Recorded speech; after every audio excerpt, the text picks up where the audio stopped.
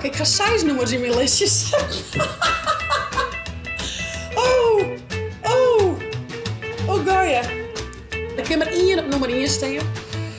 Ik wil toch wel even mijn duo nemen. Dus op nummer 1. Goedemorgen, een nieuwe dag, een nieuwe vlog.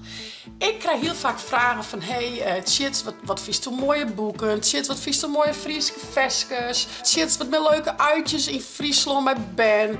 Chits, wat ben leuke natuurgebieden in Friesland, waar maar we heen? Dus ik dacht van, ik in een soort riegemeidje met de top 5 van Chits. En je mijn eerste top 5. Dit is de top 5 Chits haar favoriete Friese versjes. Ik vond het best lastig, want er is zoveel skaat om Friese versjes. Ja, eigenlijk koek beter als een top 10, maar ik had een top 5 van hem in elkaar breiden.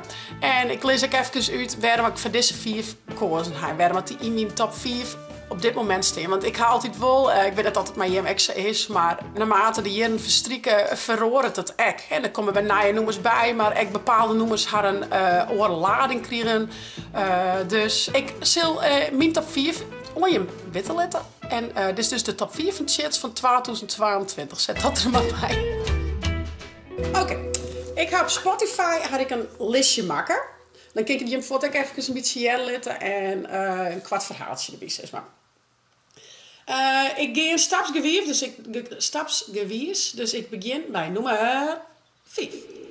Op nummer 5 had ik staan Maarten van de Bounty Hunters. Ik ga deze kiezen. Het is eigenlijk zo'n kwart pas mijn favoriet. De tekst is gewoon heel erg mooi en ik kan me daar heel goed in vinden. Je bent wat ouder, iedereen gaat zijn eigen paard wat, maar uiteindelijk blow je toch Maarten. Dus ik let even een kwart stukje van de Bounty Hunters, Johannes Riepma, met het versje Maarten, mijn nummer 5.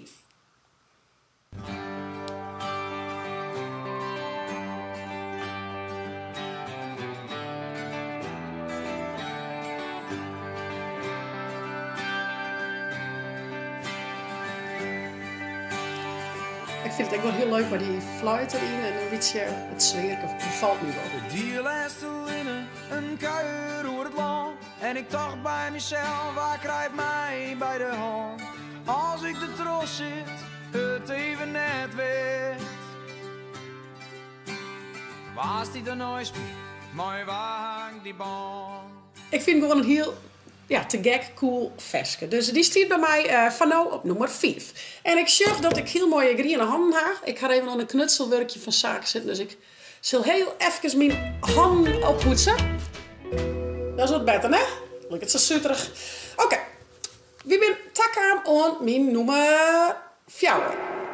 Op nummer 4 had ik Het Paardrom van Pieter Wilkes. En deze had ik kiezen omdat ik... het eind van elke reis is het paard weer waarom. Dus er komt uiteindelijk altijd weer bij die roots weer waarom. En ja, zij is het eigenlijk ook wel een beetje.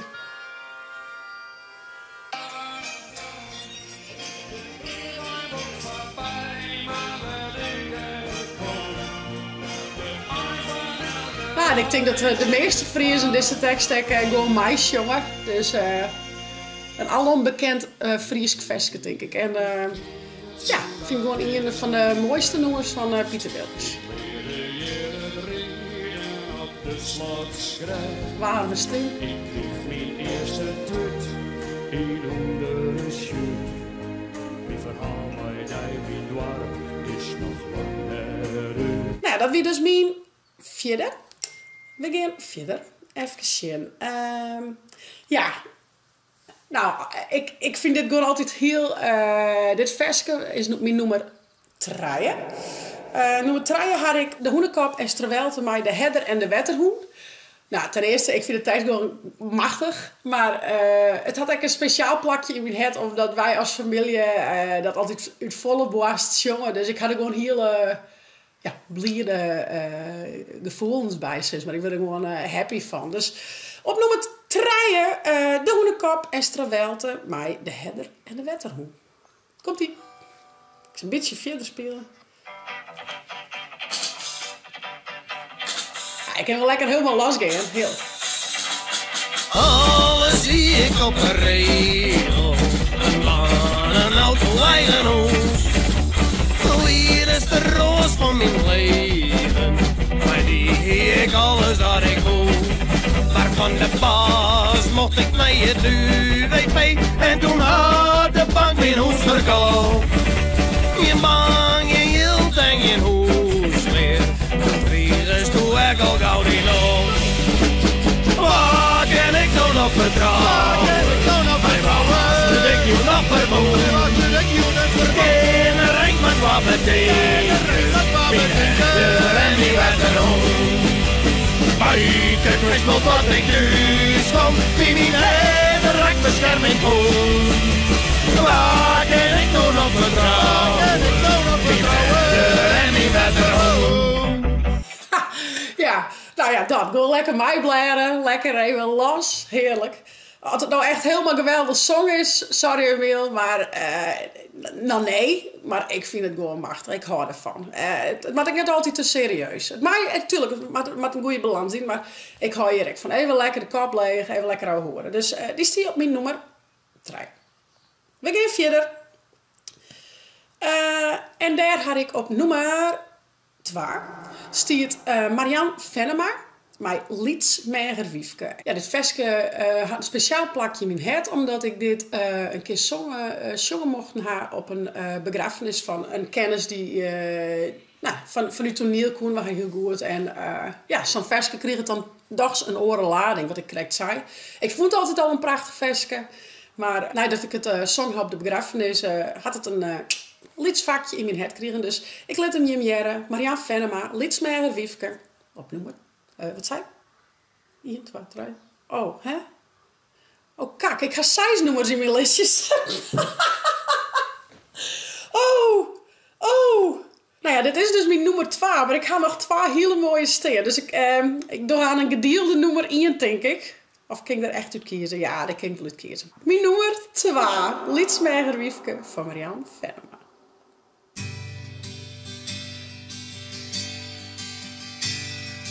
Lietsmager Wiefke, met hier in een kuffe, zo stwarret ze stil voor haar uit.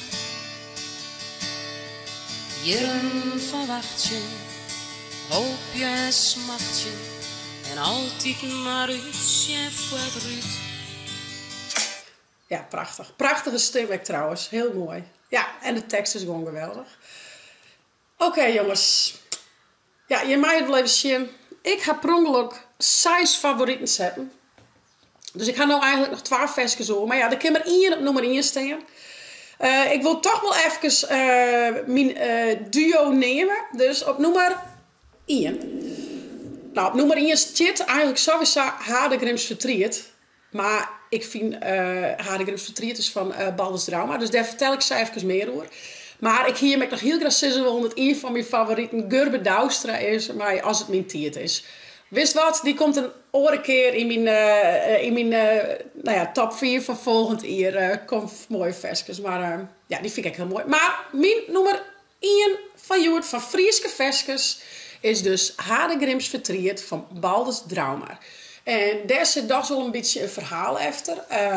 Want Balders Drauma maakt het sowieso prachtige versjes. Ik ben wel echt fan van hun akoestische werk, mag ik zeggen. Mooie Frieske teksten door de Frieske skiertnis. Stekst er ik echt wat van op als het naar harkest.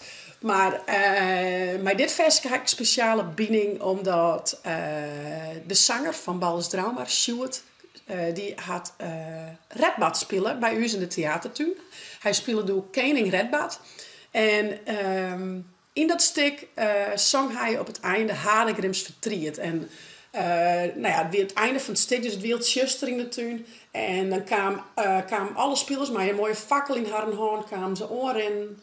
En dan bracht Sjoerd dit nummer. Nou, ja, met de repetities en alle uitvoeringen. Er is net een keer voorbij gegaan of ik hier geen piekenvels is maar.